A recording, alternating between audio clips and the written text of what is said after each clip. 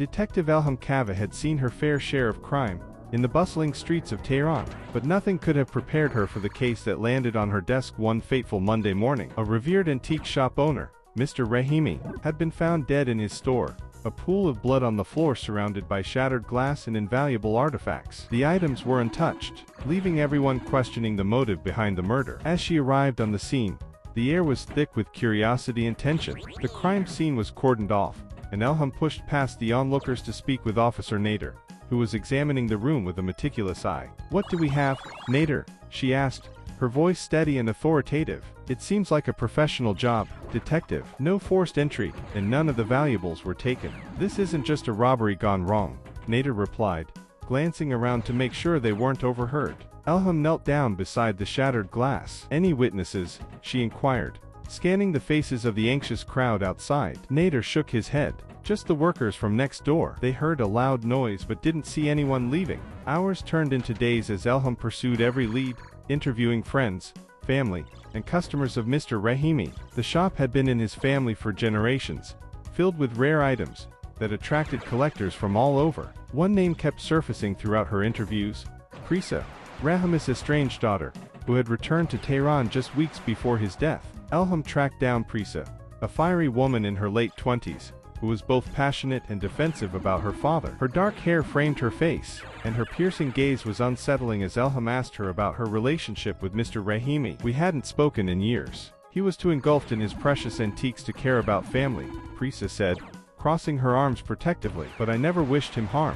The man was my father, no matter how distant." Disregarding any possible family ties, Elham pushed forward, extracting information from Prisa that hinted at family disputes over the ownership of the shop. Prisa's voice trembled as she discussed the contents of the will, which were shrouded in secrecy, and it only heightened Elham's suspicions. Back at her desk, Elham started to connect the dots. If the motive wasn't robbery, could it have been revenge or jealousy? Fueled by the need to uncover the truth, she called in Prisa's closest friend, Amir, who had been with her the night before the murder. Amir was visibly nervous. Elham noticed beads of sweat trickling down his forehead. Why did Prisa think her father was hiding something in the shop?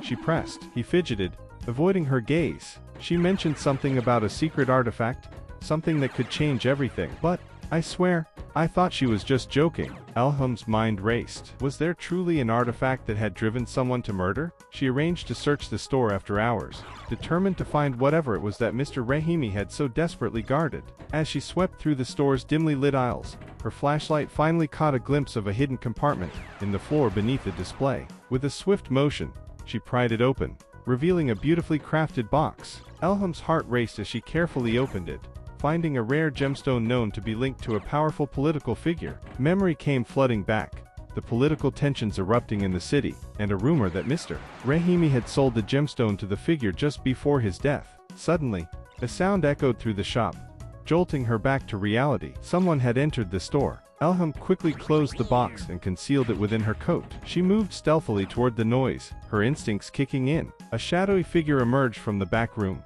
and in the low light, Elham discovered it was Prisa. "What are you doing here?" Elham demanded, stepping forward. Prisa's eyes widened. "I could ask you the same question," she snapped defensively. The tension was palpable between the two, and it became evident that Prisa was more involved than she had previously revealed. Just as Elham opened her mouth to ask more questions, Prisa lunged forward, attempting to snatch the box from Elham's coat. With a swift spin, Elham dodged her grasp and pinned Prisa against a wall. "You're going to tell me the truth, Prisa," she said firmly. Moments later, in the dim light of the shop, Prisa broke down. "I didn't kill him, but I needed the gemstone. It was the only thing that could save me from the debts he forced upon me when I left years ago." The truth spilled from her lips, revealing a tangled web of family loyalty and betrayal. With dedicated care, Elham unraveled not just a murder but a family torn apart by greed and hidden truths. The gemstone wasn't the cursed treasure everyone thought it was.